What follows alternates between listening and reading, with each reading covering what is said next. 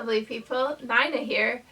So recently I read 2 different 5-star reads, and I figured today that I would talk about both of them. The one I had thought I read back in July, at the end of July, and I thought I had talked about it before, but I went back and checked and I forgot to include it in my July read books. And so I didn't include it, and then I was like, wait, this is one of my favorite books that I've read so far this year. I have like a small little collection of books that I'm like, I absolutely loved this. I would maybe reread it again. And this was one of those books, and I thought I had talked about it in July, and I didn't. I must have just forgotten to include, or I filmed my video before I had finished the book, which is most likely the case, and then I forgot to talk about it after.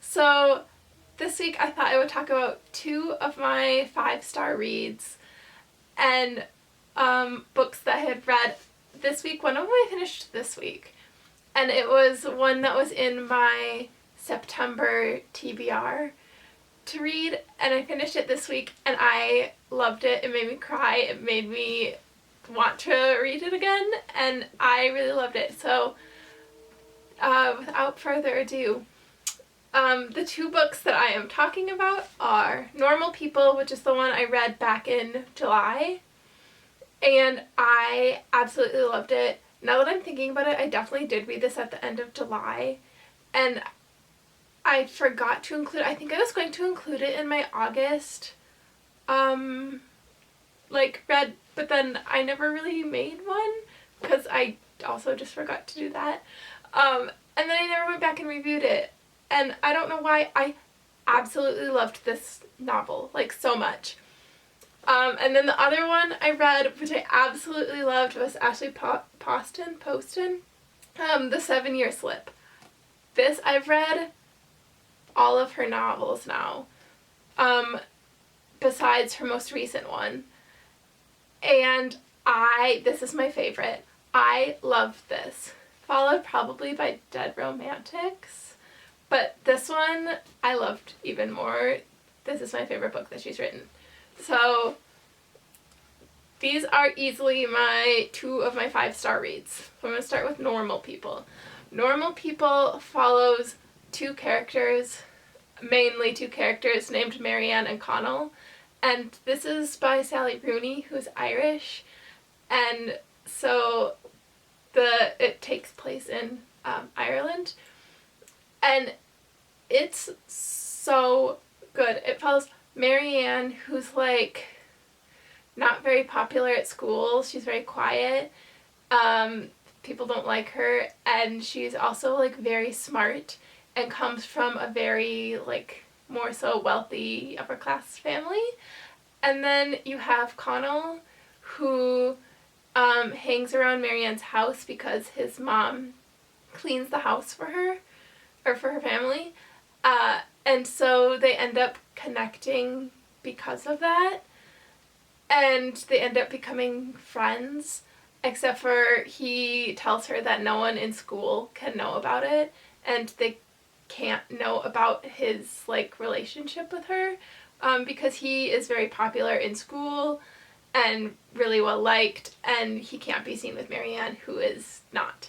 And this book follows their relationship, and it's so authentic and real feeling, and so sad.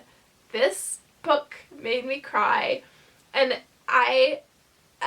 there were points where I was I hate Connell, I cannot stand this, and then there were points where I was why is Marianne doing that? Why is this happening? And it just felt like reading about real people, and the way she had written this, which made it so good and made me absolutely love it. Were there times where I was reading it and wanting to throw the book? Absolutely. Just because the characters are written in a way where they're just authentic, but also so frustrating, because you're why are you doing that? But also it makes it real people would probably be doing the same. And it just made me really, really love it, and I loved this. And it follows their journey through high school and then college, and it follows Marianne, who's like really genius and like really smart, but also has her own insecurities and is insecure about herself. And it shows through her like relationships and who she chooses to be with and how she's treated. And the same thing happens with Connell and how he treats Marianne. And I really just loved this book. And I knew, part of me, I won't spoil it, but when I got to the end, I was like, I saw this coming, kind of, but a part of me was just hoping that it wouldn't be, and then I read it and I was like, okay. They turned this into a show, which you can see on the thing. I have not watched it yet. I'm afraid I'm going to cry and like be really invested because I loved this book so much, but it also broke me. So I'm worried about the show, but I think maybe this week I'll get around to watching it. We'll see if I have the time, but I still need to watch the show. I absolutely loved this book though. It was so good.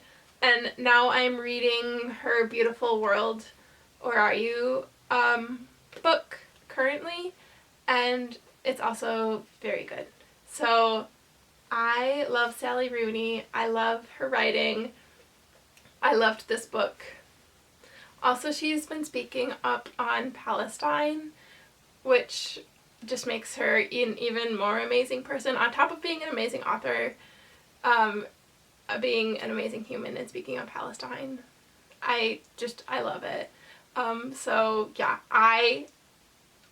5 stars, easily, 10 out of 10, would recommend. I loved this. I feel like I was really late to the Sally Rooney book game, and so many people have read this and were like, you should read it, and I just didn't get around to it, and I was like, I don't know how I'll feel. Yeah, I'm kicking myself because I should have read this sooner. I loved it. Would I read it again? Probably, but I will have to give it time. Like, not currently. I can't go back and currently read this because it was such a roller coaster, and I had me crying, and so maybe give it like a few years and I'll pick this back up and read it again. The next one I read that was 5 stars was The 7-Year Slip. I loved this. This is what I read this and I was like, this is what a romance book should be. That is how I would describe this. It was so cute and sad, but also there was enough in it where it wasn't like sad the whole time. When I read, there's like been a few other books that I've read that have been like, the whole book is sad and there's no like let up, and you're like, oh, okay. This did not have that. This is sad, but also cutesy romance, has you giggling and kicking your feet, and you're like, hello? This is perfect. This story follows 2 main characters, the first being Clementine, and Clementine recently, it starts with her inheriting her aunt's apartment, and you find out really fairly early on, like right away, in the book, that her aunt passed away unexpectedly and left her the apartment, and you kind of, it unfolds more as it goes as to why, but in the apartment is like magical, and it sometimes will bring you 7 years in the past, and the apartment has rules that the aunt made for it, and one of the rules she says is to never fall in love with the people in the apartment, because when you go 7 years in the past, you bump into someone who like lives in that apartment, or like owned the apartment previously or what have you, and her one rule is to never fall in love with anyone in the apartment. And you don't always go in 7 years in the past. Sometimes it's the current apartment and sometimes it's in the past. And so when it goes 7 years in the past, she has to deal with the coming to grips of it looking exactly how her aunt had left it, with her same chair and the same smell and the same like design, and everything's the same as when her aunt had it. However, when she's 7 years in the past, her aunt isn't there. It's instead a man named Ewan who is currently staying in the apartment while past her and her aunt are away on a vacation in Europe. I don't remember where off the top of my head, but they're away on their annual like summer vacation that they go on, because her aunt she talks about how she just loves to live life and loves to travel, and kind of breaks down Clementine, who is more of like an uptight, like hard worker, needs to do well at her job, and her aunt is more of like a free spirit type. And so she takes Clementine on all these trips all over Europe and basically fills her passport over the summers. And the one summer, 7 years in past, there's a boy that comes to stay at the apartment named Ewan, and he is applying to work at this restaurant where he can be like a dishwasher and then work his way up to become a chef. And so she bumps into him, and at the time, current Clementine is talking to past Ewan, if that makes sense. And current Clementine is working at a publishing house, and she isn't really sure about her job. She gets offered to be like the head of, not publishing house, literary agency. And she gets offered to work at like the head of this literary agency because her boss is going to retire. And so she has to deal with the fact of like, is she happy? Does she like her job? Does she want to be doing this the rest of her life, essentially? And like, what does she want to do? And while she's dealing with the passing of her aunt and having to like handle the apartment and everything her aunt left behind, and her job, and now this boy named Ewan who lives in her apartment, she is like dealing with future and past, and what she wants to do. While she's doing that, she has to find a chef to sign to like a massive cookbook deal, because the one they had dropped them and like doesn't want to work with them anymore, and so they lost the chef, and so they need this current chef to basically sign his cookbook deal with them so they don't lose the business and the company. And she ends up finding out that the chef, is this a spoiler? Like a really major spoiler? Well, I don't think so. If you want to read this, which I really think you should, maybe don't watch this, but she finds out the chef is Ewan, and he goes by James now. Ewan is his middle name, and he goes by James, and he's the chef that's living in her apartment, but the apartment him is 7 years in the past, so he doesn't know it yet. And so it follows like their dynamic, and it's so cute and it's so sad. And she's trying to figure out how obviously in 7 years the chef James Ewan is different than the young Ewan that's living in her apartment. And so she's trying to balance if she still loves him outside of the apartment. And it's just a whole bunch of like happy, like cute things. She's in love with this boy, which she wasn't supposed to fall in love with him. It was her aunt's rule that she broke, but she decides to fall anyways, and she falls in love with the apartment version of him, while also coming to grips with the outside current version of him. And I just loved this. Every single page, it had me, I didn't want to put it down. I read it in the span of like 2 days. And it was so, so cute. It was just like that rom-com book where you're like giggling and kicking your feet, and you also turn a page and then you're crying. That was this. This is my favorite rom-com book that I've read. this year. Out of the current, like, modern day romance books, this is my favorite one that I've read. I would read this again. I would read this again, like, now. It wasn't as heartbreaking and heart-wrenching as Normal People. This is a different kind of sad and different kind of book. Loved this. 5 stars. I would need a break before I can read that one again. This one is sad, but also has that, like, cute element where I would easily read it again. And easily is my favorite book that she's written. How this was the last one I read A Novel Love Story, and I read Dead Romantics before this. I should have started with this. I don't know what I was thinking, but this is my favorite one, and it's so cute. And now I have her music one. I can't remember the name of it off the top of my head, but it's about 2 musicians that hear, like, a song.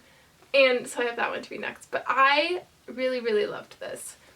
And it was just like a cozy read too. If you need a good September read, Normal People and The 7-Year Slip. If you haven't read either of these, I feel like these are good fall reads and you would really, really like them. So yeah, I loved both of these so much. Easy 5-star reads. Ashley Poston, I think it's Poston and not Poston. I want to mess that up. Also is doing a giveaway for, I think it's like I don't know if it's a competition or it's like an auction, I believe, for certain variations of The 7-Year Slip, and the money goes to Palestine. So both of these authors are pro-Palestine and raising awareness and raising money for the causes, and so I also really, really love that and would easily adds to, like, the 5-star read, because if you have good people writing amazing books, that's even better. So that's amazing to me. I love that about both of them. Talking about Palestine right now is super important because it's just getting worse and worse, and we need to be contacting our representatives and contacting all of our, like, people in power to tell them that we don't want to be funding this genocide as American people. And it makes me sick to my stomach. And now they're issuing the evacuation of Gaza City, and it's so awful and just inhumane, and it's a genocide, and we need to be talking about this and addressing it, and we can't stop talking about it because something needs to be done, and we need to push for something to be done. And so that's really important. Both of these authors have been talking about it, so I would really recommend checking them out. And yeah, that is it for this week's video. I love you all, and as always, free Palestine.